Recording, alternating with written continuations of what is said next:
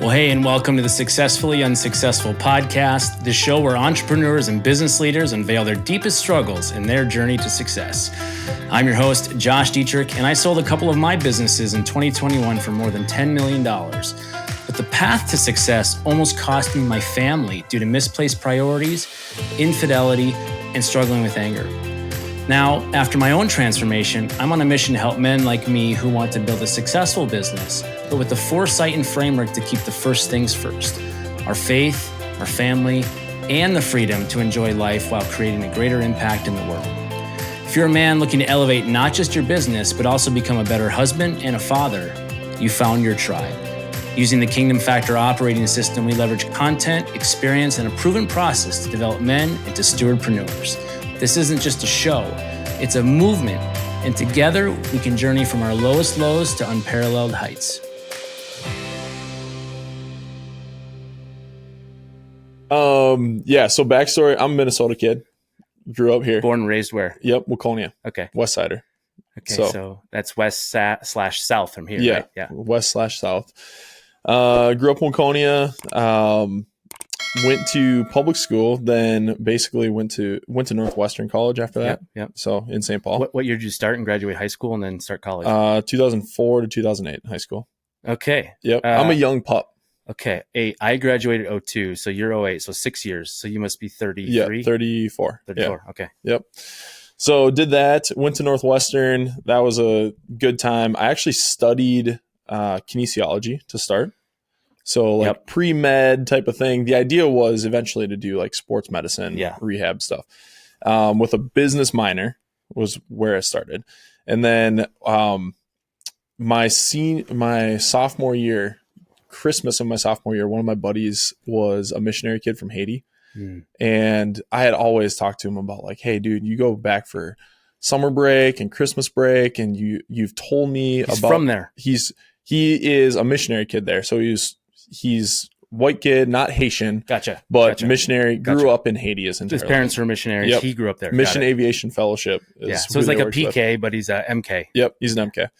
And so I was just like, man, someday I want to go to Haiti. Like, I want to just experience what you grew up with. I want to experience the culture. I've never been to a developing country. After it's been collapsed, right?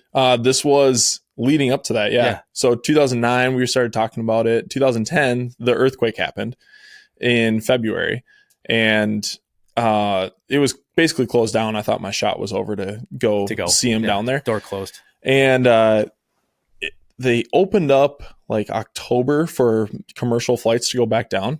And he was going down for Christmas break. And I was like, dude, can I just come with you and like help in any way that I can and basically live your life in for Haiti a week, for a month?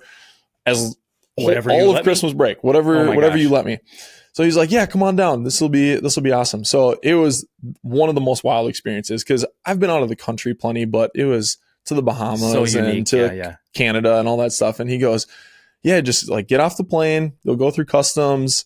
You'll go out the airport, ignore everybody that wants to talk to you and that's asking for money or to carry your bags. Like, don't do anything. Ignore everybody. Go past the UN tanks and take a right down the street and we'll meet you like a mile down the street. I'm like, what? All right. How do I get there? Do I take a cab? Yeah, no, it's just like, you're walking and a mile. You're going to find us. We'll find you on the street somewhere. And so as like a college kid carrying one bag, never been to a developing country before. You I was probably like, have cash. Oh yeah. Yeah. So I was like, all right, let's just do this. And it was the ultimate adventure. I thought I was just going into the ultimate adventure.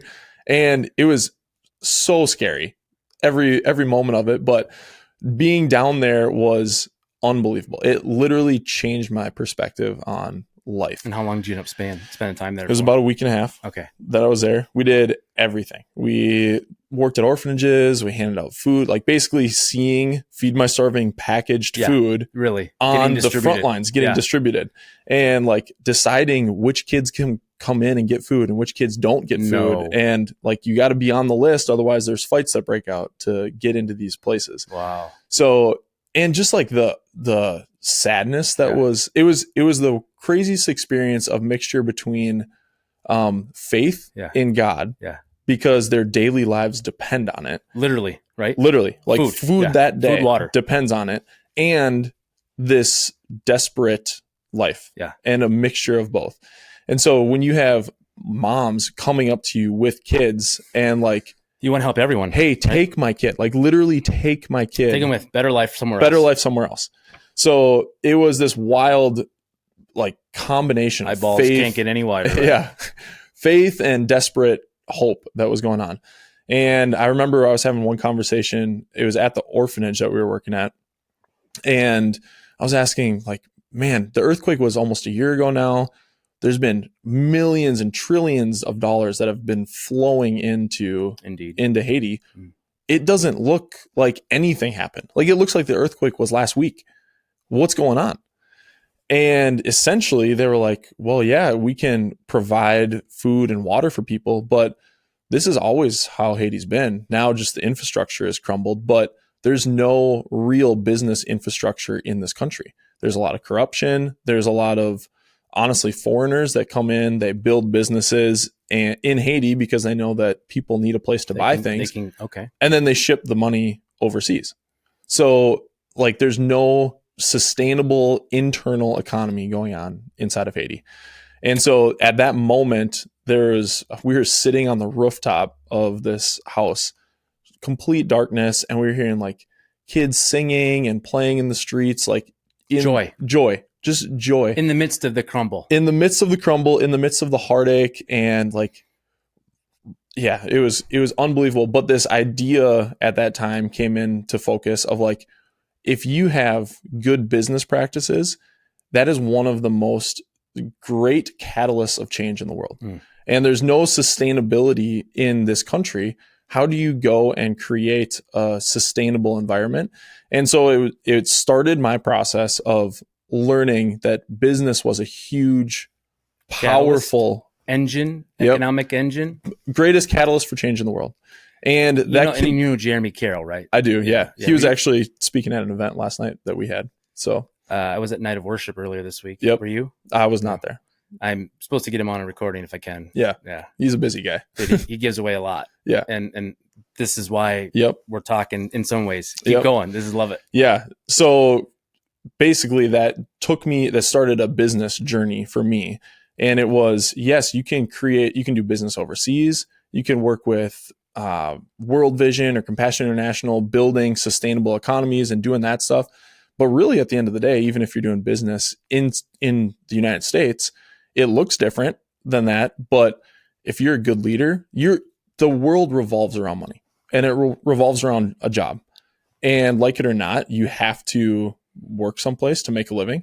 And so if you can provide a good life for your employees, a good pay for your employees, and if you can be a good business leader that's empowering them to not only work for you, but to go out and explore things that they want to do, then you can really make a huge impact on this world. Boom.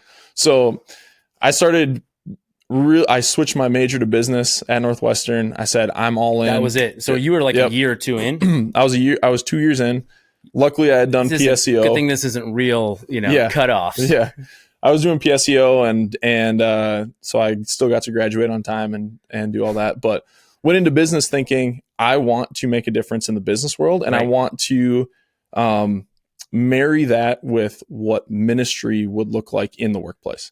And so that's really what's my driving force right now is how do you, the church, the kingdom of God is so segmented. You've got church over here, you've got nonprofits over here, you've got business people over here, and it's all like we work in these separate silos.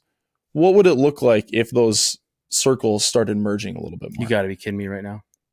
No, that's why we got a lot to talk about, right? No, absolutely. And so my hope is like, I know business. I have done it, and we built a successful business, and we can go into that later if you want to, but business is business. Good business practices are good business practices and leadership practices. That should be applied to churches. That should be applied to nonprofits. You need to be sustainable. As a church and a nonprofit, you got to know your P&L too. Otherwise, your mission will die. Massive gap there. And think about it, right? Small business, nonprofit small business, whatever you want to call it, church small business. Let's think about all of them as organizations, right? Living, breathing. Yep. There's a cost of doing business, right? economic engine needs to happen. Agree. Mm-hmm. Let's go raise money and go give it away. Yeah. Okay. Well, I would rather take that money, buy a building, right, for them to worship, and now figure out how to do commerce, right? Sustainability, right? Build something that's going to create economy. And that's third world, translation. But even in the US, same idea, right? We have tax systems. We have all these special interests divided out by the federal and the state and the counties and the cities, and where we choose to put money, how we resource our local communities. And I get it. It created this crazy like prompt in Chat GPT, and then it spit out this framework that I've been in my head. Yeah. And then all these illustrations of images that you one day.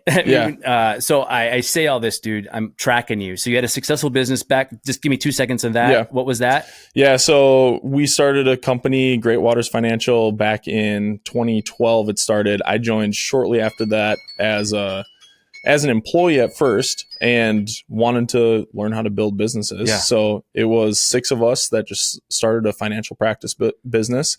We did that for it was 8 years when I left. What was your product or service? We were doing wealth management. So we had a group of advisors, a large staff, and it was a wild ride. It was very successful. We were on Inc. 5000 3 years in a row. Best place to work in Minnesota. It gets harder the bigger you go, right? It gets harder the bigger you go. Because the percentage of growth is... Yep. It definitely gets, for sure. But for me, it also became an identity crisis too. So there was a point in the journey there where it was like, hey, you're a 28-year-old that is leading 50 people, that is making crazy money that you wouldn't have thought of before, getting flown to speak at these different things. But I lost sight of what it became about me. Amen. It became about like my title. It became about my salary. It was even as a believer, right? Even as a believer. Even as a believer. It was a slow process, right? Slow fade. You know it's that song? Slow fade. Casting Crowns, dude. I heard that song. Is great. I'm going, that song is me. I mean, because we all do it, right? Yeah. Keep going. You know they're making a documentary on them. Are they really? Mm-hmm. The Mercy Me one was pretty good. Yeah. We just saw them, but I'll tell you one thing. I'm a big praise and worship guy. Yeah. Are you? Totally. Where do you go? We go to Substance. I'm actually on the worship team. What do you play? Drums. Did you know that? Yep. I'm telling you, dude. Okay. So Brandon Lake, right? Yep. Yeah. Love him. Yep. My wife and I have traveled. We see him and Phil, and we've been going to concerts now for like 2 years pretty regularly. Yeah. I just can't do concerts anymore. I go to worship concerts. Yeah. Like totally. Mercy Me, great. Totally. I'm like, Brandon Lake, I'm like all day. Yeah. Phil, praising, baby. Yeah. Oh my gosh. So cool. Check the box. Another great one. Yep. Built this great business. Yep. Did you exit that business? Yeah. So it came to like this identity crisis just kept getting bigger and bigger. Yeah, and it came to a head one day. I was in DC and we were at this meeting that we didn't really need to be at. It was kind of a, you go so that people know that you're in the room type of meeting, just to brush shoulders with those people. Yeah. And I missed my kids' birthdays. And I was sitting there just like, what am I doing? I've lost sight of what's important to me. I've got these kids at home. How many do you have right now? 2 kids, 7 and 5. Got these kids at home. My wife is at home, and I am literally putting business in front of them. And this was happening internally to me, just these thoughts. And I tried to justify it away of like, well, how do I jump off of a moving train? Like, we got so much momentum. I'm providing for my family. My kids are going to be going into private school. Like, all of those things to justify away. I can't stop. I can't change because if I change, right, this is all going to stop. Yep. And I really had this moment of like, I am justifying fear by calling it wisdom, and it is not wisdom. Wisdom for me is actually to step out and have faith in that God's got the next step planned for me, not just to worry about the finances and all that stuff. So, myself and one of the other partners, we sold in 2021 and exited the business. What month? And I actually told my other partners on April Fool's Day. You got to be kidding me. Yeah. So I told them on April Fool's Day, I was like, this isn't a joke. I got to go. And I don't know what I'm doing next, but I gotta leave. And from a myriad of reasons, like this was part of it. There's obviously lots of stuff going on inside of our partnership and the direction of the business and just how much fun we were having. Different partners than you have now? We had 5 partners at Great Waters. Okay. And so myself and one other one left together. So yeah, we did that. And sold to them? Yep. We sold to our other partners, and that was a 6-month transition just to figure it out and do the transaction. And I had to obviously hand off a bunch of roles and stuff. So we did that. And then I took a sabbatical, lived at the cabin for... Where at? In Crosby. Okay. So that's Brainerd area. Yeah. Serpent Lake, Cuyuna mountain bike area. Oh, I don't know that one. We are in Cushing. It's about, I think it's an hour from like the Baxter Home Depot. Yeah. How far are you from there? Baxter Home Depot is like 20 minutes probably.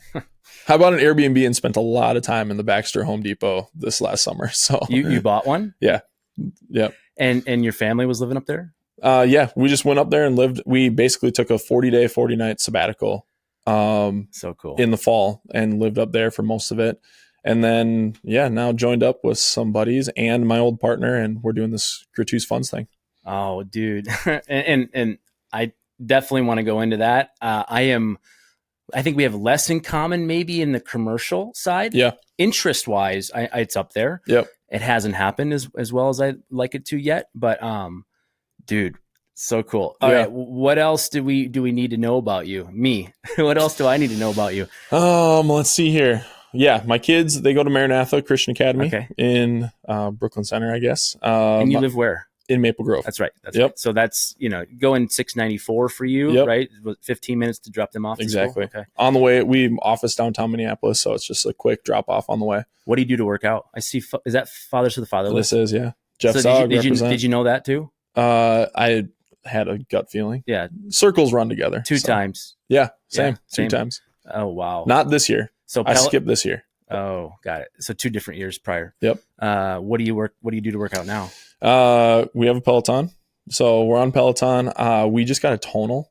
Oh. Which has been a game changer. I was looking into racks and stuff. Is that like pulling things with resistant band? Yeah. So it's the one that hangs on the wall that isn't the mirror. Okay. This one is like the resistance. You can do anything that you would have LeBron with a James. Rack. Yes. Yeah. The LeBron James one. Yeah. Okay. So the bike was good for me. I still do the bike. Yep. 3 days a week. But I got a rower. Yeah. Which Peloton one? rower. Peloton. Okay. I mean, 4 times overpriced, but totally. Same one monthly membership, right? Yep. All the stats in one spot, 86% of your muscles. And then I just supplement with, you don't get pec treatment with rowing. Yep. So I just do that like just on a machine. Dumbbells? A machine. Okay. Just, reps. And for me, it's just continuing to tone. Yeah. I have no real desire except for abs. And that just is harder and harder. The longer I try, that's all diet anyway. Oh man. And like my diet is like, I'm running on fumes half the time. So what is going on? Yeah. But it's peeled. I mean, at the height of the height, I mean, I'm down 40 from my height of the max. Oh, really? Yeah. Nice. Yeah. And I have a picture every once in a while. I show people, it's actually posted on Facebook, but it's one of those examples where you're like, slow fade. Yep. And for me, I literally had to see myself in that photo to go, I need to change. Yeah. Right. And the slow fade gets you like that because all of a sudden you don't recognize something. Yes. And you're at a meeting and you're going, 100%. Why am I here? And my kids are right. So, not that I, have you had a chance to listen to any of my stuff yet? The podcast? One of them, yeah. Which one? With my wife, Chris Bjorling? Chris. Okay. Yep. Do you know my story-ish? No. Okay.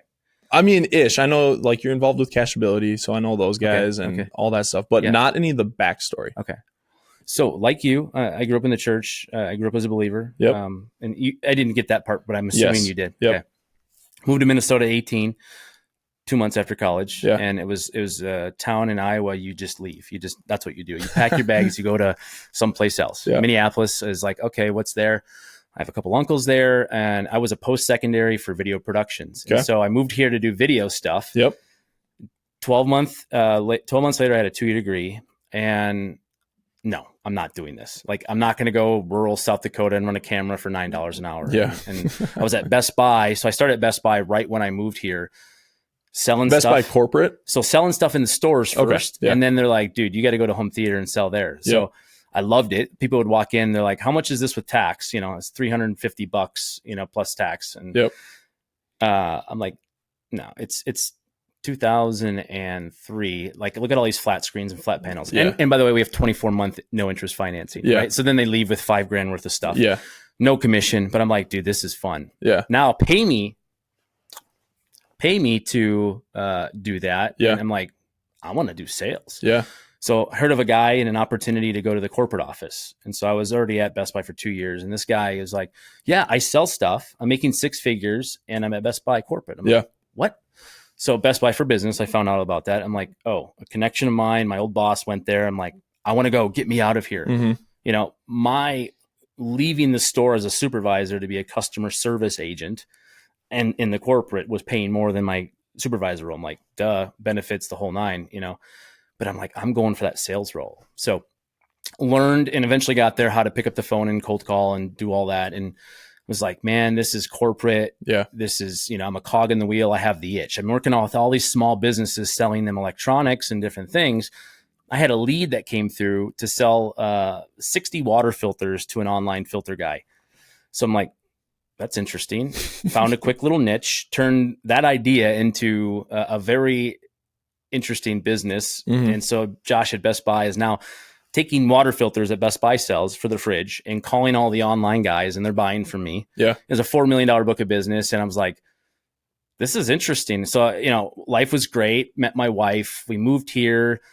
Economy slowed down. First time ever I missed my bonus. I'm like, you know, when 65% of your income is your bonus. Yeah.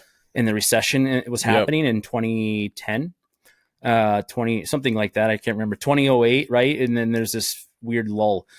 But I'm like, this is going to be rough. But I knew this guy. He was one of my clients, Christian dude. He's like, you got to come work for me. And the whole time I'm telling him no. So this is where I really cut my teeth. I started driving from St. Michael here down to just north of Rochester. So about 100 miles one way. Yeah.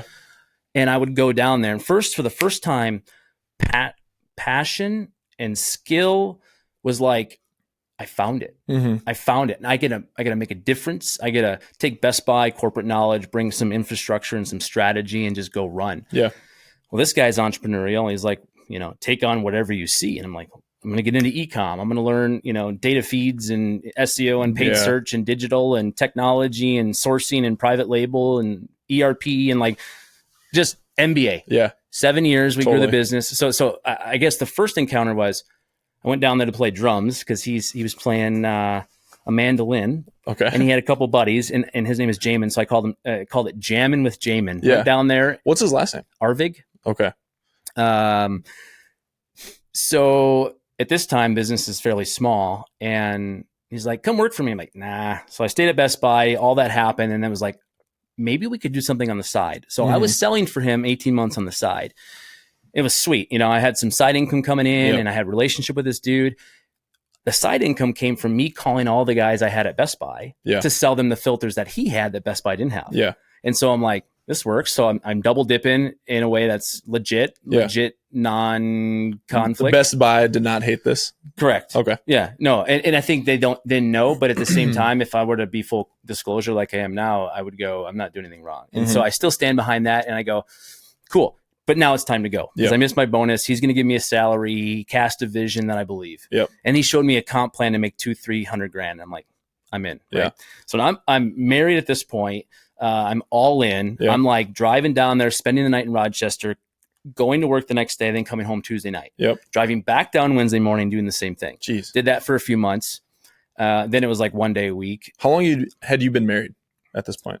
So we got married in April of 2009. I started with him in May of 2010. Okay. So 1 year later. Yep. Then we had a child 2010 September. So I'd started in May. Yeah.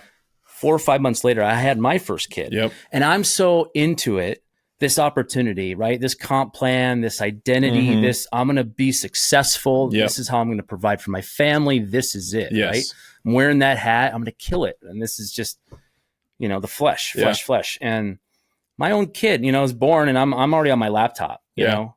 That kid was a miracle child because he had a CCAM, so cyst was pushing his heart over, and there was a real strong chance that would happen, and it would cut off some things. Okay. He was born 6 months later. They had to remove that thing. And so again, still in the hospital, building a website, we launched a new online business and went $0 to $100,000 a month. And but I'm like, I can do it all. I'm a maniac. Right. Yeah. Okay. So you get a little extra flair of the story because you can relate. So that was all extra free that I wasn't planning to share.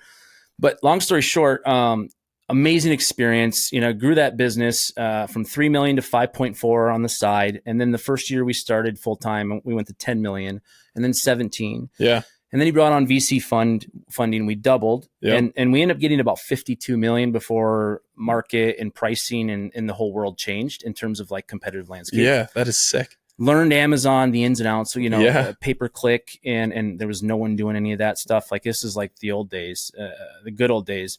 I'm like, I know how to do this with water filters, very unsexy, and build a brand. I can do this with any freaking product I want. Totally. So I just need to know the size of the market, how much competition, and how I'm going to differentiate. Yep. Right.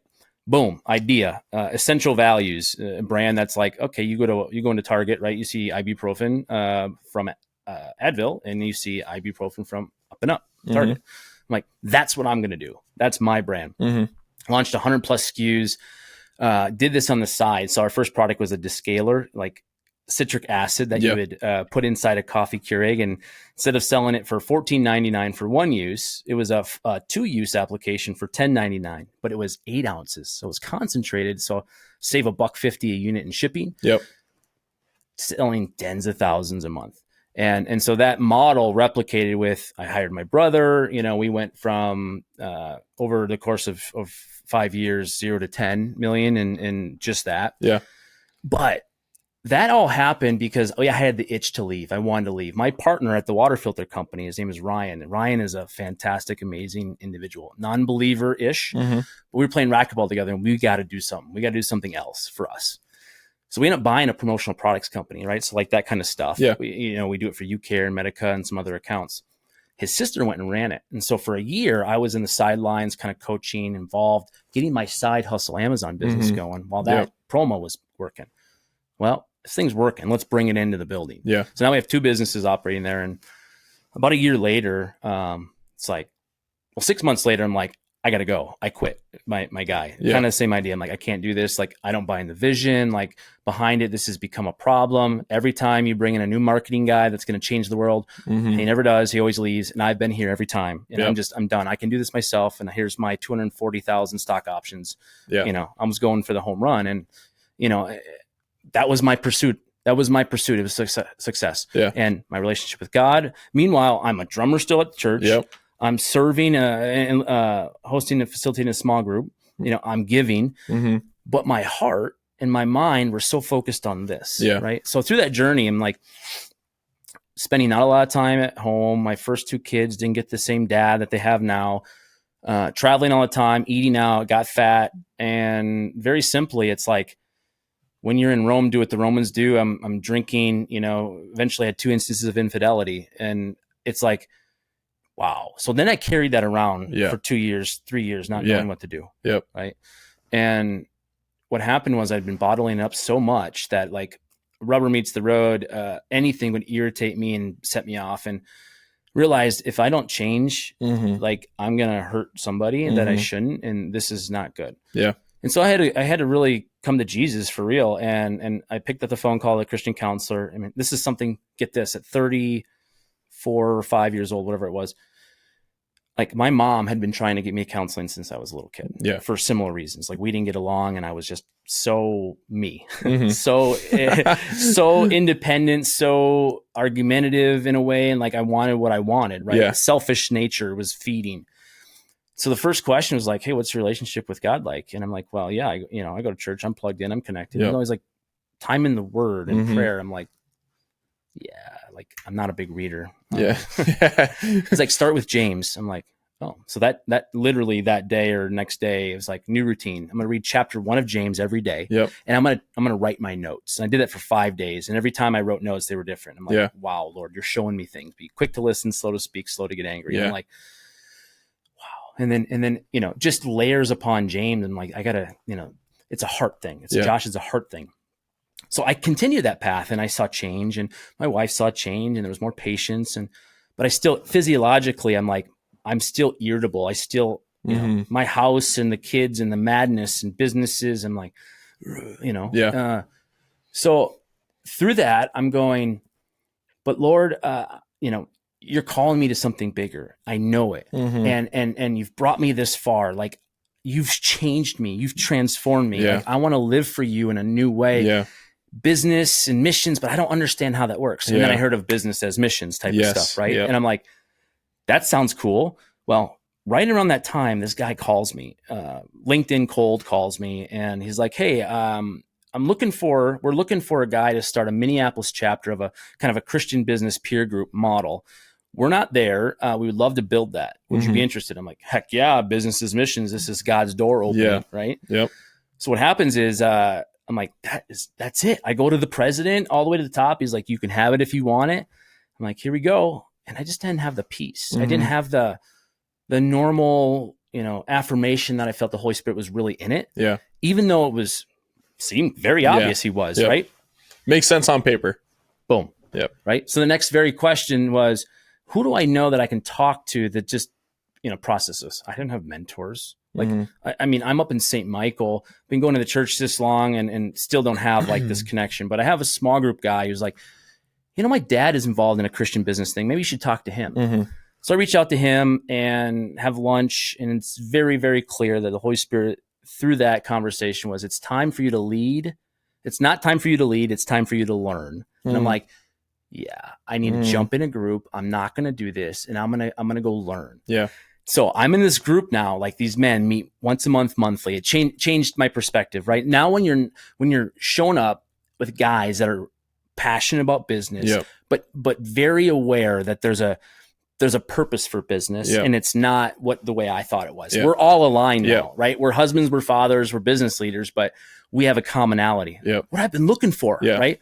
So year by year goes by, and it's my turn now, maybe second or third year in, to present my host issue. My host issue is, oh boy, I don't know what I'm going to do. I don't know what I'm going to do for a host issue. So I'm in church, and Lord's like, you know exactly what you're going to do. You're going to head this thing head on. I'm like, this is the time. So I talked to my counselor. I'm like, hey, I need to confess this sin. I don't know how to do it. I don't know what to do. It's killing me. But meanwhile, I'd also got medicated in ways. It was like, okay, the irritability in my body, and like, I knew it was beyond just mental health. I knew it was physiologically too. And it was like the combination continued to help me transform and be present and really just be who I'm supposed to be. You know, I didn't have this, you know, these responses that I couldn't control. Going through the sanctification process, it was time for me to bring this issue to the group of 12 guys. And it's really sweet because you get this dedicated time to present your issue, and these other 9, 10, 11, 12 guys, whoever there is that month, get a weigh in on it. And it was encouragement and love and, you know, scripture around, you know, confess sin to one another. And like, I went in going, this is a matter of if I do it, not when I do it. And I was convinced it was a when now, that I was going to go tell my wife. So as I prepare for this, I'm like, I can't do it now. It's Christmas time. Like, I'm going to do it after Christmas. And it was like December 28th. Like, okay, right. It's all done. Honey, got to talk to you. Right. So I dropped the bomb. We call it the bomb. And the reality is that was the first new beginning of, we're going at this. But her response was, we're going to counseling. And you know what I love is it takes two to tango. And we never really ever think it's our responsibility in the tango of the dance, but one person leads, one person follows, but there's a reason there's two dancing. and I never understood why she wasn't willing to own any of her things. And at this point, counseling was never an option until now. So God's using this for good. He brings us through counseling. We meet this wonderful dude. I'll get back to him later. His name is John. John helps us in marriage counseling. My wife is now also one-on-one with her own counselor. Still uses her to this day. It's been 3.5, 4 years or whatever. She's transforming, addressing deep down crap she's buried in. Mental health, man, has just become so, right? And like the traumas, the things she didn't even know existed, like the same path from a medication standpoint. She had postpartum depression and was still unwilling and unaware of it to want to get help. So God used this to get our heads screwed on tight. Right. And it was like, wow, that's amazing. So, eventually I took over the facilitation of that CBMC group, and our marriage is growing, and like, this is great, and opportunities. So while I was growing the Amazon business, we ended up buying Sniper's Edge hockey. So, hockey training products, if you're going to shoot a puck into a tarp, it's most likely a Sniper's Edge hockey tarp. Bought it from the ones with the holes in the corners, the and goalie. All that. Yeah. Professional NHL player started it. We kind of came alongside and said, wow, you guys are involved. This other guy's bringing it to the ground. He's taking a big salary. They're paying a ton of money for warehousing 3PL, and they're paying a ton of money for a marketing agency. Yeah. We basically eliminated all that and went and grew the revenue, and we went from negative 500 to a positive 500 in 2 years, EBITDA. Mm-hmm. And so we bought it for like $750,000 and sold it for $2.5 million in 2 years. And so it was like a turnaround, straight up flip from business. I'm like, this is crazy. But it was COVID. And so the revenue growth was attributed a lot to that. And so we're like, okay, it's probably time to sell. As we considered selling it, people were showing up that were interested in our other Amazon business. And this is the world of have you heard of the aggregators? Mm-hmm. So $15 billion were raised over this season of 100 different groups. Yep. And I ran my own process, ended up calling 30 guys, going through the process and got 6 offers, ran the whole thing, and it was bidding war, and it was like insane. And so the end of March, we ended up closing, and then a week later, April 1st, we closed on the hockey business. And so I'm like, we made it, money's in the bank, and we still have this other business though. We had a third business, the promotional products. Yep. Like, what are we doing with this? Well, the guys that bought our businesses, both groups, said, we'll hire you to run and manage those. We're like, sweet. So now this business we already had, promotional products, we were already doing very similar things. We held other people's inventory. We built integrations. We were doing e-com. Boom, that's our model. Yeah. So I'm like, we're going to build this and scale this kind of crazy, 3PL meets marketing agency. We're a full service growth e-com biz. Going through this whole journey, excited to build what's next, wrote a book, but I just completely disconnected. My partner's showing up every day. I'm kind of, where's Josh? And my brother reports to me, and I'm just lobbing things over the fence, but I less and less in the office. He eventually is like, I've had enough. And straw broke the camel's back. And I was just, there was no vision anymore. There was no leadership. I was out here trying to figure out what was next. And forgot about him. Yeah.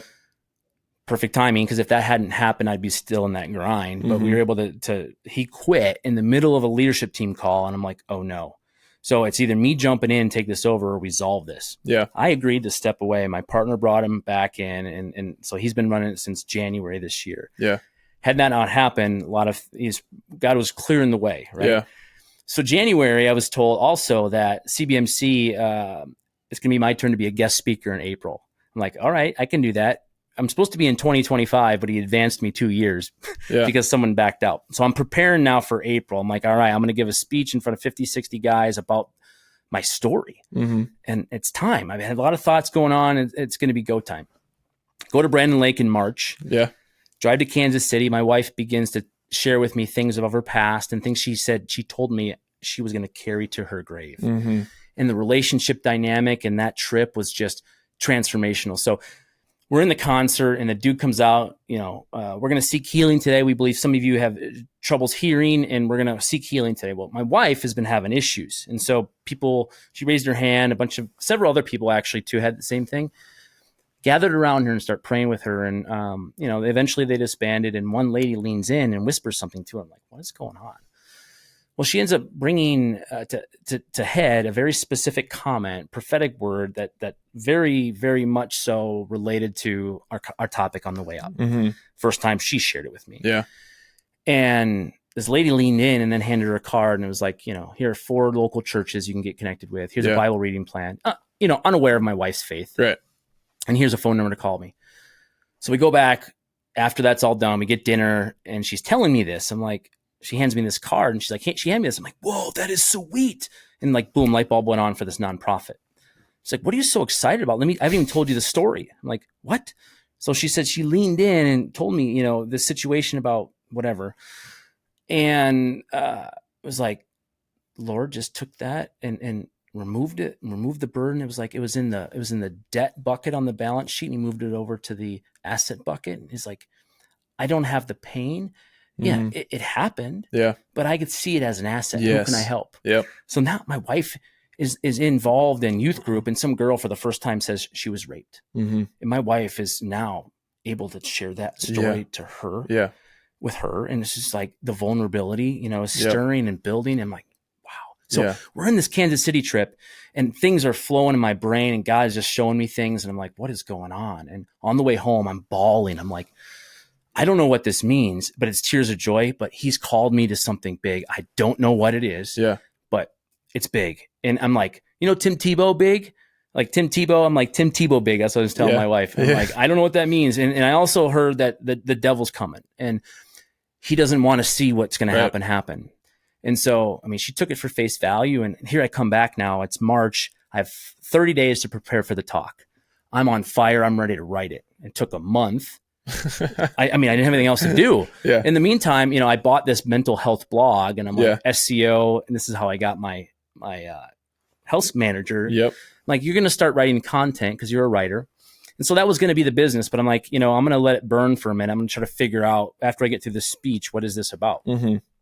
Go and deliver it. It was very clear to me that this is not the end all be all, that this is just the beginning.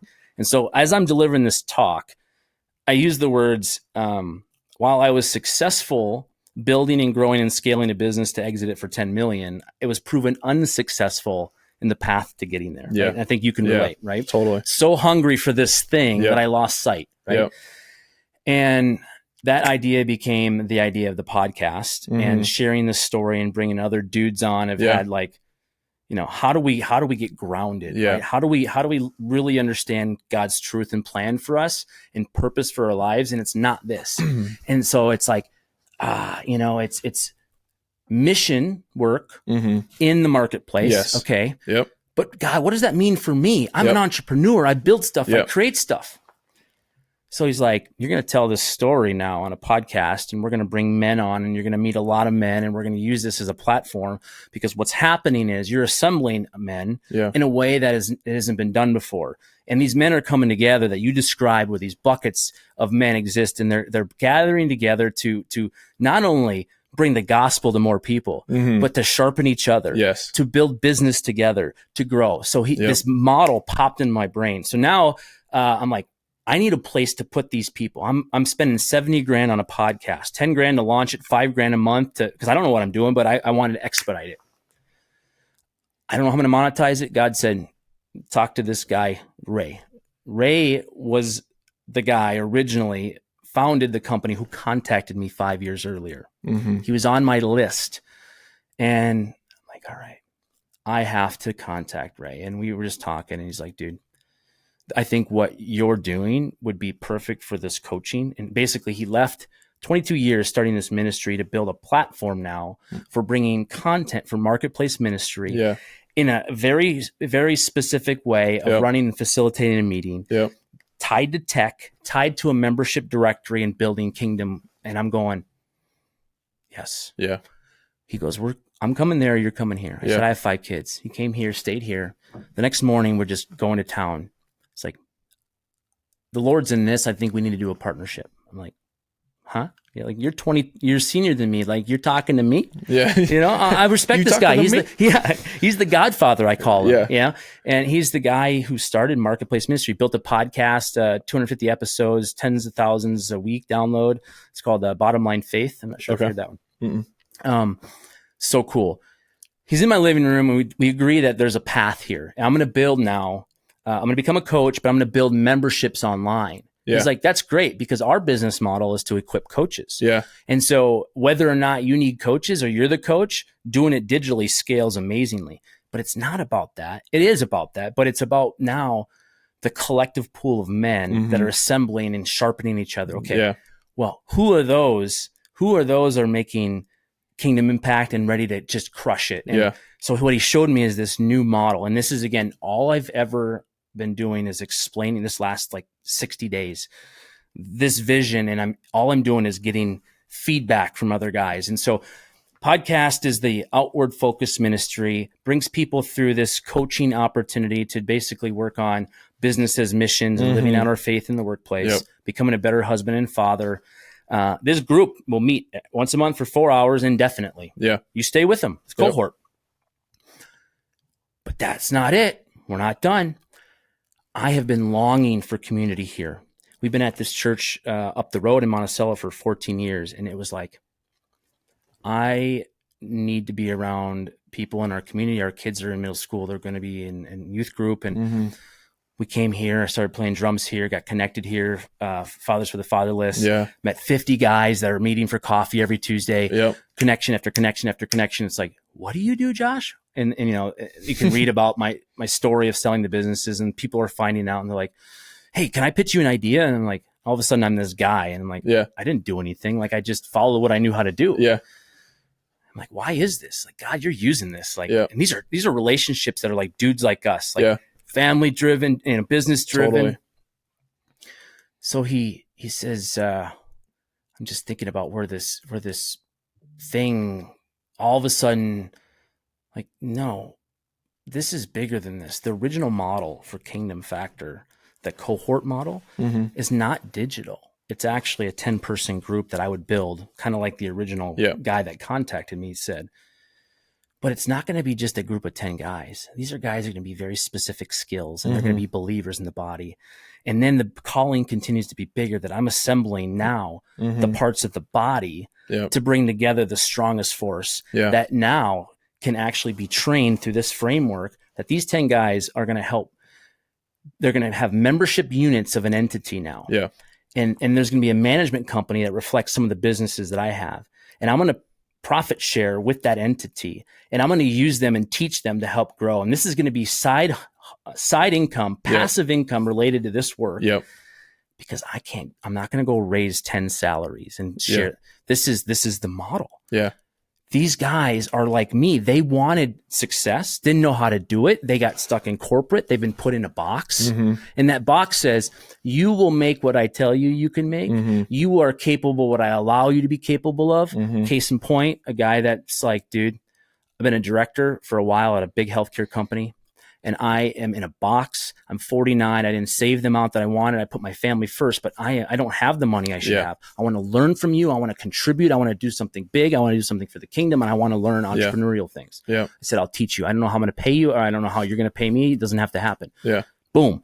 Putting him in the program. I have these 10 guys. So he's now helping me build infrastructure for finance and analytics. So as I acquire, as we build, we have a solid, real framework. Then I realized I'm building a podcast. I'm building blogs. I have SEO skills. I have digital skills.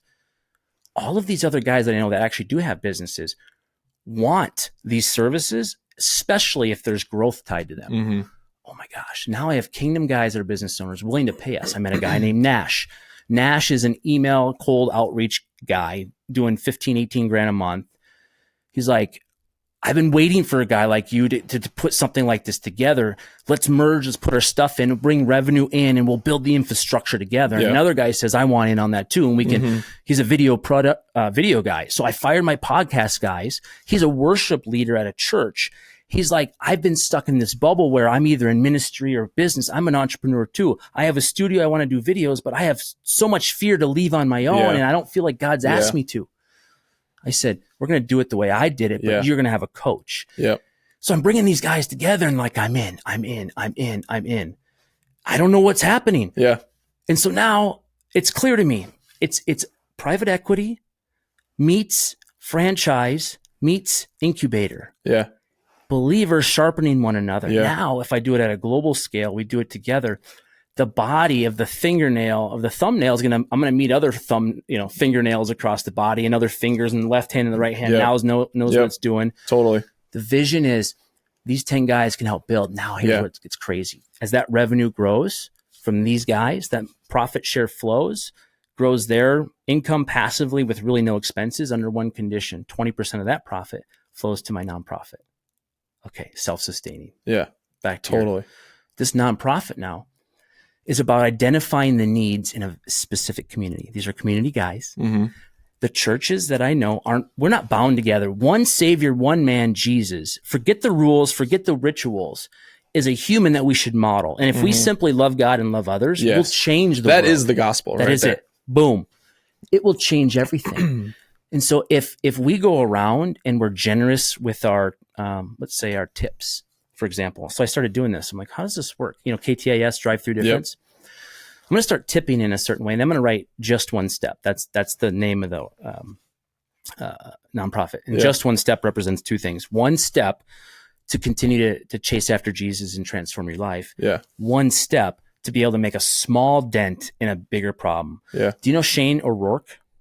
Mm-mm. Okay. Lift Up. When you were talking about third world country, and this guy had a mission trip like you, was supposed to learn, have an internship about a nonprofit. One of them died while he was over there or something, and was exposed to like this problem having to be figured out. But he saw something. He saw Jimmy trying to go to school, but wasn't allowed to go into school because he didn't have shoes. And little Jimmy just needed $5 pair of shoes, but no one knew Jimmy needed shoes, and no one around that community knew. Like, I could easily give $5, he said. Yeah. He's like, what if I make the needs aware of the world to other people here that are willing to give? I said, that's amazing. Josh Schrock said, you got to meet this guy. Yeah. I said, I don't know why, but he's going to come speak at our CBMC group. I look at what he's doing. He goes, by the way, we're launching a white label version of this. I said, what? I said, that's exactly what I'm looking to build.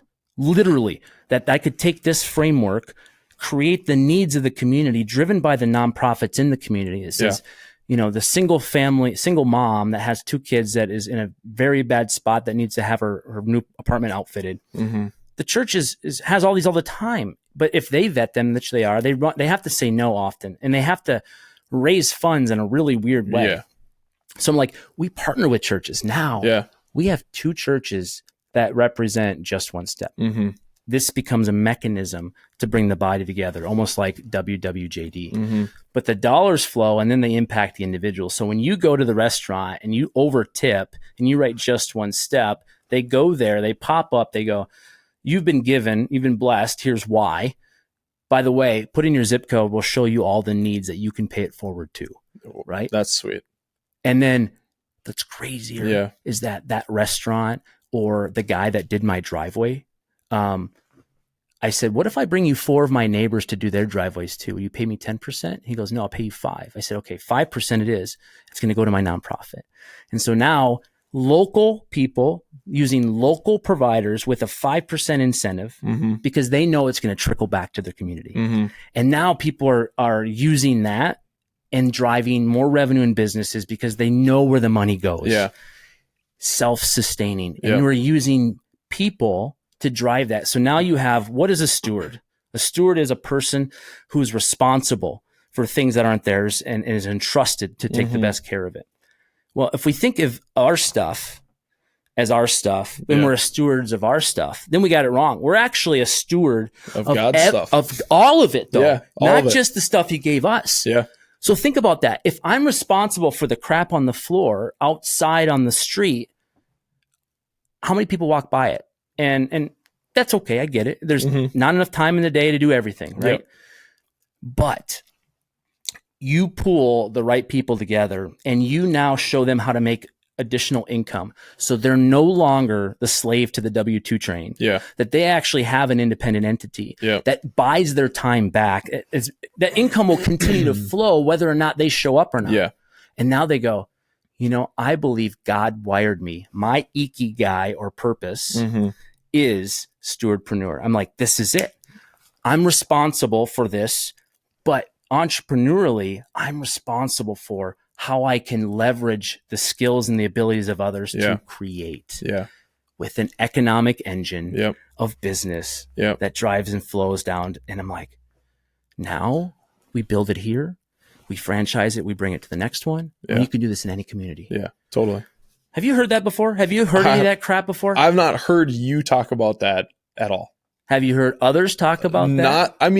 Yes, it exists. Different versions of it. But the thing so there's a couple things that stand out about your story. One of them is that is the full body of Christ working 100%. Together, right? 100%. Like only you have the vision that you have. And only the financial analytics guy has the financial analytics talent.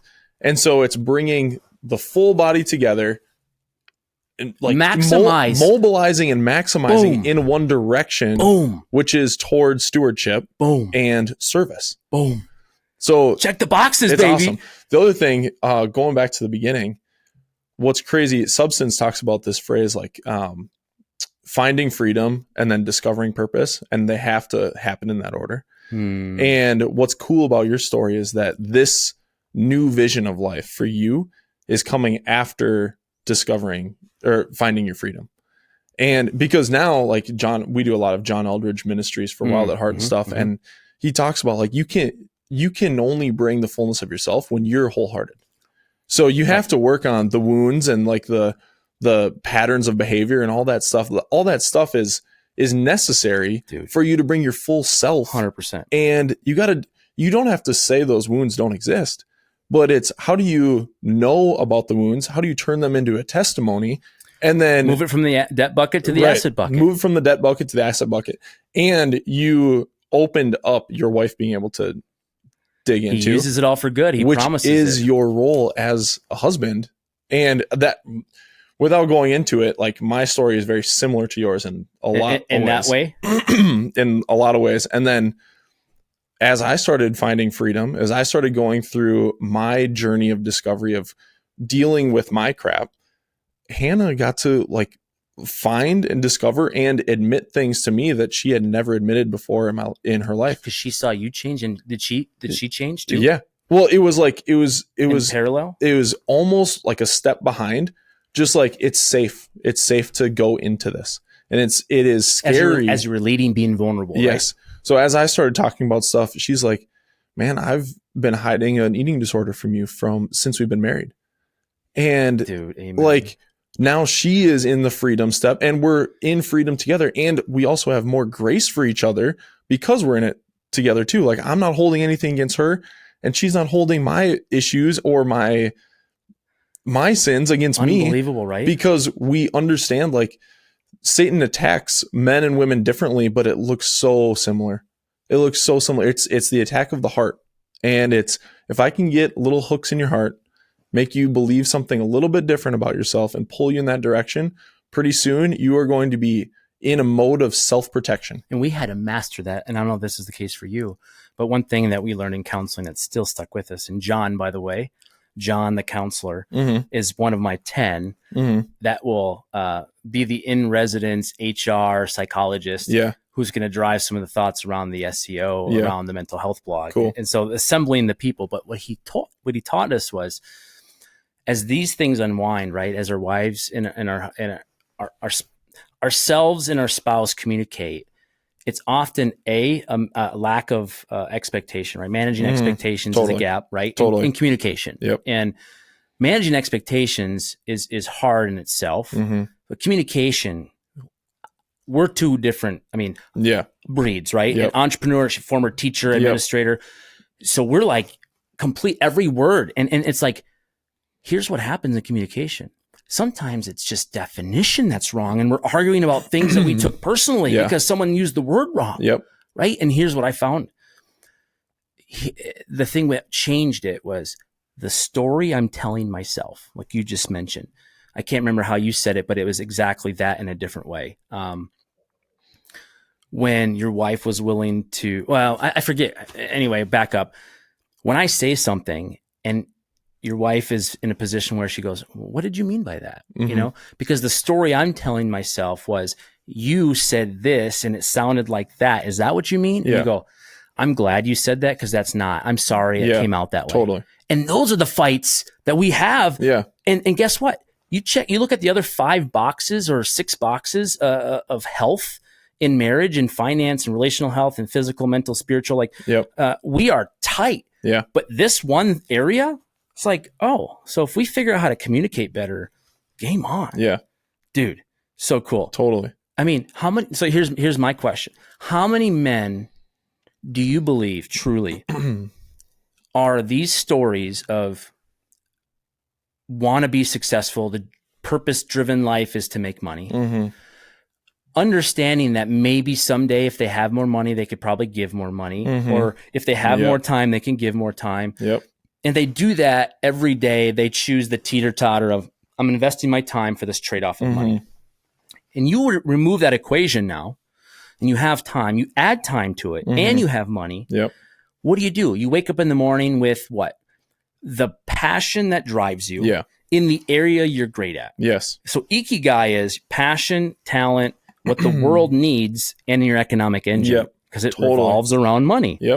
So how and why have we all settled? Well, life happens. Next thing you know, it's too risky to start a business, right? And you got started early enough, right? You didn't have to risk your kids probably early on, right? You're just grinding away. Dude, how many men are going through that? Well, there's so many men going through it, and it's in all silos of industries, right? Like, this isn't a business. This isn't a corporate thing either. This is happening in churches. I know pastors that are comparing their church sizes to other church sizes, and they're in the same cycle. And a lot of it is actually just like, where's your heart? Like, how are you doing? Because like what you're chasing after is not the thing that you're supposed to be chasing after. Dude, what you're going at as a church, like, I love your ministry. I love your organization. But if it's about how many people are there, or making sure that your church looks like Eaglebrook, like, it might not. And that's okay, because we need churches like yours too. And it shouldn't be this comparison of how high you are on the ladder or whatever. You're dealing with the same issues in every industry. And there's more that are dealing with it that want to admit it. And that's the issue with men. And that's the piece where it's like, being vulnerable, and the successfully unsuccessful idea, the podcast portion of that is, how do I bring men that are willing to say, this happened, like Chris Bjorling, right? This is the season of my life where things broke. You know, you come in saying, these are the things in my marriage my wife's telling me that I never heard of before, right? And these are the things that I did. I created healthy habits and boundaries. These are the things we agreed to, that, you know, maybe it's probably not good to meet with a woman individually in a room with a door shut, right? Like, let's set some guardrails in place. Not because I don't trust you, but because I know how the enemy is wired and designed to take you every way he can. Dude. And that's it. You're right. And here's what's crazy. Maybe if you get 14 minutes on your way home to listen to the episode with my pastor, I interviewed him. Successfully unsuccessful for a pastor, because he grew it from zero to, like, he grew it. God grew it. He was called to, and, you know, same struggles, dude. He talks about addiction to pornography. He talks about, you know, things like, it's not me, it's God who brings the, you know, it takes the body. We're planting, right? We're sowing, we're working. And then, to your point, if we only had one pastor, we wouldn't be able to be personal. We wouldn't be able to find community here, right? And each shepherd is leading a different level of sheep. You know? And all are great. But when we start comparing ourselves, we just have to simply realize, God, what you have for me may not look like that. And we don't. We're like, why? Why isn't it me? And so this is where I have that problem. I went from all in, excited, I'm going to build this thing, I'm going to have success in the podcast, even to go, I'm fearful because I'm not seeing the traction I thought. And it's harder work than I thought. And you know, and every time I say that, it's the enemy. And so when you show up and we're like high-fiving, I'm encouraged, right? I just left another meeting from a dude who's in my small group, and same idea. He works for a dude, you know, he's like, I don't have enough time. And it's specifically around, I want to get into apologetics. Because he wants to defend areas that he knows a lot about. He's like, maybe he can do that, but you can't have hobbies that interrupt the hours of the day that you need to be working if you don't have enough money. So why not do what you love and make money? Well, not everyone has that choice. Well, and that's unfortunate. And we have to admit that some people are in the spot where they do need to get up and grind. And they may never leave the factory. But then it's up to us to help figure out, like, how do we plant ideas, encourage movement in any direction? Like, even if it is your commute to work, like, turn the radio off and just think about, like, man, what are the things that make me come alive? I know. And help, like, those who have been given much have to Dude, well, like there's a responsibility with 100%. It, right? So, so those have, and I think you learned this lesson too, that if you're responsible with little, God promises you can't be responsible for a lot unless you've been proven to be responsible with little. Today, my 13-year-old boy, I mean, this is again, when I was irritated because 13-year-old boys are still like, come on, bro. I go downstairs and I get him up. I'm like, dude, you got to get going. And as I was leaving, I go, can you promise, can you commit to me that I'll see you upstairs in a minute or two? Because they tend to roll back around. Mm-hmm. Dad, I will. So I went upstairs, brushed my teeth, got ready for the rest of the day. And it was like 10 minutes later, I come down. It's like, is Elijah not up here yet? Mm-hmm. No. So then I'm down the stairs, and Daniel's like, wait, don't. I'm like, it's okay, I got this. Elijah, get up now. Here's what I'm going to tell you. I can't even trust you to get up. You think I'm going to let you go to your friend's house on Friday? You think you're going to get a car at 16? Think again, bro. Like, if I can't trust you with a little, certainly can't trust you with a little bit more, or a medium amount or a lot. Yep. You know, dude. So 7 and 5 are your kids? Yeah. What are your kids' struggles right now? I mean, we're in the thick of early education right now. So 7-year-old is what? Second grade? First grade and pre-K. So struggles would be not always being able to play. Like, we can't just play. We can't get home and play all the time. And even dad has that, right? Yeah. Issue. Agree. And so right now, like for my daughter Aspen, who's in first grade, it's like, hey, we can play for a little bit, but we need to make sure it's starting to give responsibility and help them understand responsibility of, we got to do homework. Reading is tough for you. So we're going to spend some intentional time. And that's growth on my side too, it's painful in the beginning. Yeah. But I'm also realizing how important a present dad is in this moment too, where I do need to come home and bring some energy of like making reading fun. And I need to not just like chill out for a little bit and go work out. I need to spend some time reading and like figuring out like, how can dad make it fun? And so it's challenging for me and challenging for her just moving into this new season. Yeah. Yeah. And Sawyer, our boy, he's just, I mean, I'm a big dude. He's a big dude too. And so I'm teaching him like how to steward his strength in a lot of ways of like, you can't wrestle everybody the way you wrestle me. And you like, this is how we use our strength to protect people. And so I'm like trying to just like slowly that's good. Get that into the conversation. My youngest of 5 has had to learn. He's in 98th percentile. So he's always doing that. Mm-hmm. And I'm like, dude, I mean, he'll randomly come up and punch you in the nuts. Yeah. I'm like, dude, I mean, he wants to go. Like he can go. Totally. I mean, and when you're 5 and you are way bigger, like you're going to hurt a little kid, dude. So that's crazy to say that. I love that. And the fifth kid is like, in some ways, getting a whole lot more wisdom than the others did. Yeah. But in some ways, there's just like lackadaisical. Like this is okay because you're a really good kid. Yeah. You know, but okay, now it's getting a little crazy. Yeah. Yeah. And your wife now, so she at home? Yeah, she wasn't home. She isn't home.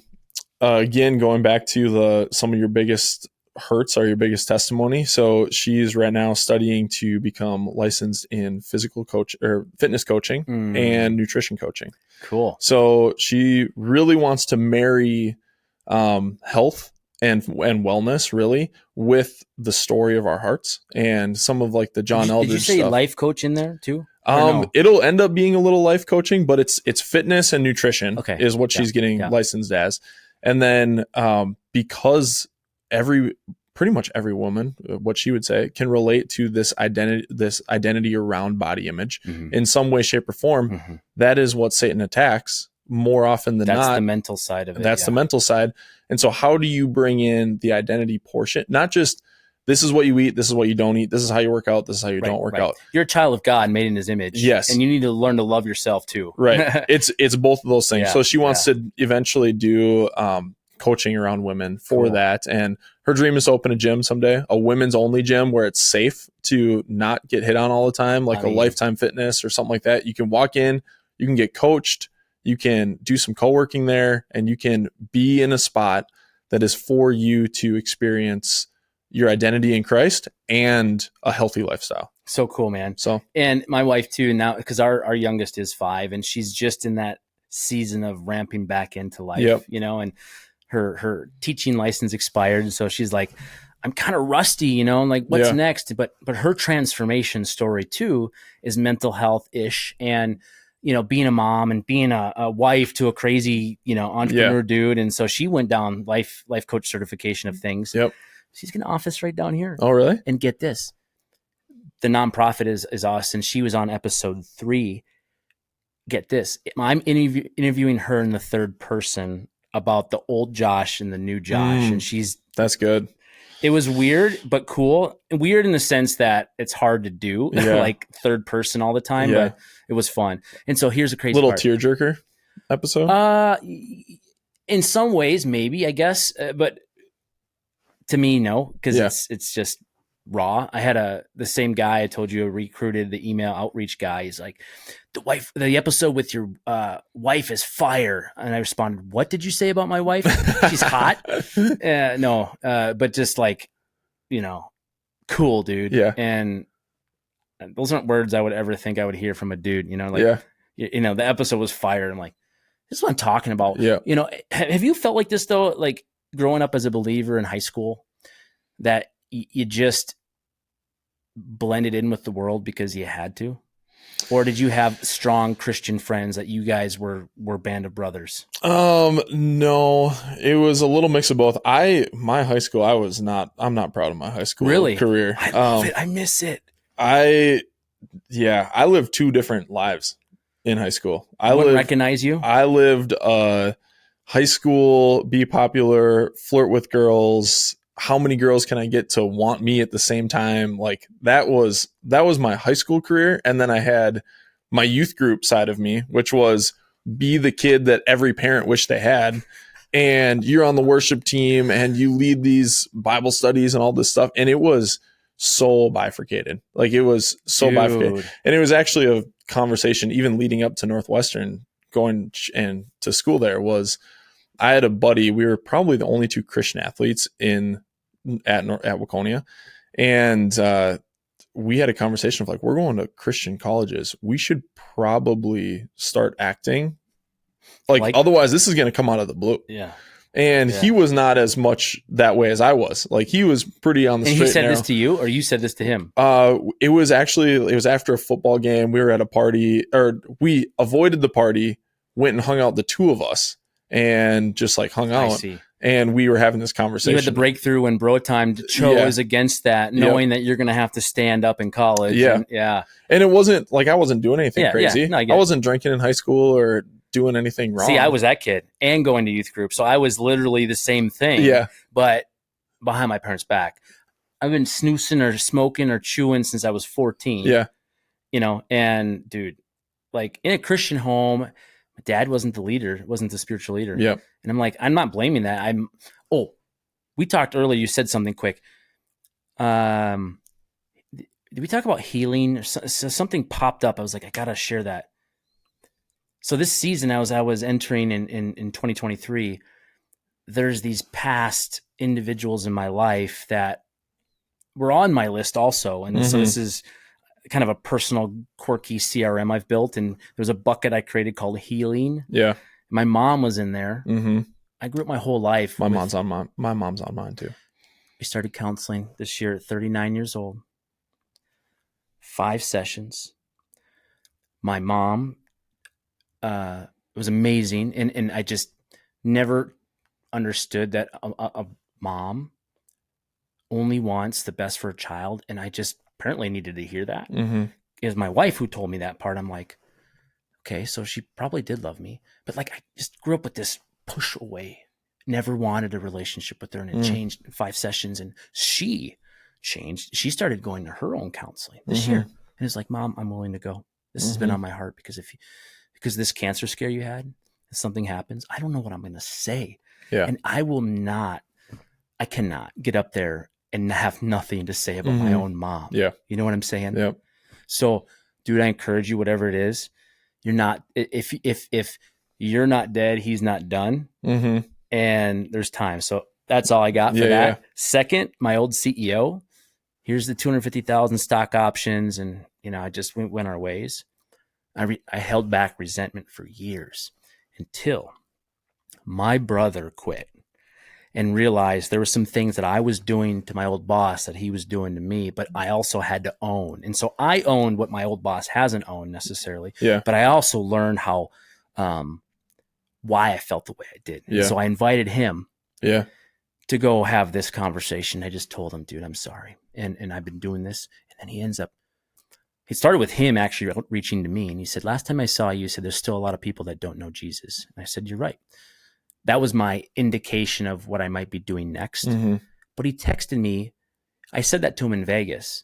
He texted me 2 years later. I was in Vegas when he texted me that with my wife. And he said that. I'm like, dude, you've been on my list. We got to meet. And I'm like, why did he reach me? He needed something, So I tell him my story. It's been an hour and 20. We go for a walk because we still have a little bit of time. He begins to unravel the secrecy of the faith he had, which is a Christian faith. But again, what Christian faith isn't sharing the gospel? Yeah. And he said, there's been this issue with the guy at the top. We found child molestation, porn, this, and it affected the next two leaders, and there's no leadership, and there's no nothing. And so me and some other guys are trying to figure this out. Like, why you tell me this? He's like, well, I just realized I never shared with you, and because you asked me, and it was like Jamie, I'm so glad you shared that, because these are the things that made people not trust you, because you would always share just enough. Yeah. And he goes, it's funny you say that. There's this Muslim guy who said I couldn't be trusted. I said, that's why. Like, think about that. He's 7 years older than me, my mentor, full circle around me. I go to him to apologize, and he ends up sharing with me a thing that he needed to be vulnerable in and admit to. Yeah. And I'm like, God, you are so awesome. And so here's full circle, bro. Just one step, the way I see it, is taking one step towards Christ. But if we think about the mission for all of us, right? We talk about the gospel, love God, love others. Helping people find and follow Jesus. Simple. I don't care if you're Pentecostal or Baptist or Lutheran or not. That's it. Yep. Boom. And he's like, you're right. Now, it's been a few months. We got to catch back up. But isn't that true? Like, we have all these scars from church and priests and all these things that happen to us. Like, get out of the way, Satan. Yeah. And so that's, dude. And finding the freedom in that so that you can bring your full self to the table in whatever way that looks like. It might be in the marketplace only. It might be in a ministry, and it might be bridging the gap between both. It doesn't. And if you can't get out of that crap, you can't do that. Right. And how much of that every day affects us? You know how many times I look at people and through my tainted lens of my own sin and my own filter and my own prejudices? God, take that away. I want to be able to see clear. But even to be able to say that requires me to every day examine myself. Yeah. And who's doing that? Yeah. At the end of the day, I'm going, and this isn't perfect, but what happened today? What did I do that was stewarding God's kingdom? Yeah. So, dude, I'm supposed to have 11:30 hard stop. I would go all day. You said 2 hours. Could. Oh, thanks for showing up and be willing to sit down like this. We should do this again. We will do it soon. I don't know. I got drums in there too. Do you really? They're what do you play? I got a Star Classic Tama set. It's a little old. It's more of a jazz. It's an 18-inch kick. Okay. Well, just a little guy. Just a little guy. Yeah, it's all right. I was originally like, I'm going to get all this mics and set up and do some YouTube channel, but God said, you got it. You can get the equipment, but you're not doing that. You're doing this thing. This other thing. You're going to share your story. So maybe I'll get back to that. Yeah. How often do you play drums? I'm on at least every other week. Oh, that's about where I'm at. Yep. Every other week, at least. I play probably 3 or 4 times a week just to practice. And you do. To me, it's actually maybe next episode. It's like, it's a part of my healing story is getting back on drums. Cause I set it on the shelf for 12 years and just needed to pick it back up. So now I use it as a worship outlet. Here's how sad this is. But it's similar. My worship outlet is not that. And this is sad, dude. I got a drum kit here. Most people's excuses for not playing drums is they don't have a kit and they can play without people getting mad. Yeah, well, I have that, but I don't play. I've taught myself every song I learn is this, But when I know I'm on worship, you guys use Planning Center? Yeah. Okay, so Planning Center, I'll build my list in Amazon Music. Yep. I go, I'm going to do the dishes. I'm going to serve my wife. Yep. I'm going to serve God. I'm jamming Brandon Leg, whoever, and it's like joyful. Yep. And if I don't do dishes for a few days, I'm mad. Yeah, right. Because I'm not getting that worship. My wife used to love worship music, but then there's those weeks where it's like, all I hear is the click going on in the background, dude. Like, let me listen to Brandon Lake the way that it sounds on the radio, not with you, with the click, with the guide, like chorus, Intro. 2, 3, 4. You use Ableton? Yeah. That's so cool. Yep. How big is the church? They have 4 campuses. Oh, wow. So 4 campuses. I think we're probably sitting at about 3,000, 4,000 people. Between the 4? Between the 4. And then is it like simulcast? Yep. Yeah. Simulcast. So the main one's in Spring Lake Park. And where do you go then? I'm in the Maple Grove campus. So there is one literally Maple Grove. Yep. Okay. So I play there most of the time. A few hundred people, or how big is it? Is it meeting in a school or actual building? School right now. We're looking for a permanent facility, but stuff is hard right now. Like, the real estate game. I mean, the story, my old church is this theater, tried to buy the theater in St. Michael and ended up being sued. They sued the city. I think I heard this story. Amazing, crazy stewardship. Yeah. There's a federal law that says you can't do what the city did. Yeah. And so they use that as a case, right? For another church who doesn't have the resources to be able to plead a case and quote a case that has previously happened. And so they won and sued the city, which isn't that cool. Yeah. But, nobody wants a lawsuit. I mean, especially in your own community when you're trying to bring people together. Right. But it's not for, and that's where you have to realize sometimes the pain from what this is, the purpose is greater, and the purpose was because there are so many churches, I'm sure, that are being denied because of the little circles in the city that don't want to approve it. So cool, man. Well, it's such a complex, with taxes and all layers this stuff. And what the dollars all flow. Yeah, totally. So commercial real estate, and I want to learn more about that. And I guess the question in the prayer, I would just say next time and thinking about is like, what parts of this resonate with you? And I think a lot of it does. But the community of guys formally is bringing guys together with these unique skills and then finding a way to scale this. And eventually it'll be about how do I fund and formalize this, right? But, which I think you may know a thing or two about.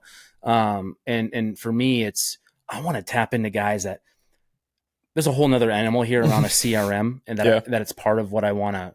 How do we find the body? How do we connect the body? How do I filter on sin struggles? How do I filter on other guys with anger? And instead of bringing my infidelity issue to 10 random guys who have never done that, what if I find 10 guys that can do the same thing that have actually gone through that process? Right. So bringing the body together, share those stories, find skills that are complementary and making it an affiliate, revenue share model. Totally. I'll do business with you and here's how it works. It's great, right? Totally. It all works out in the end, but that's how it can get really fun. Yep. Man, cool. We can't stop, but we have to. We have to. Oh, it's so good. I'm going to hit. Actually, I'll pray for us.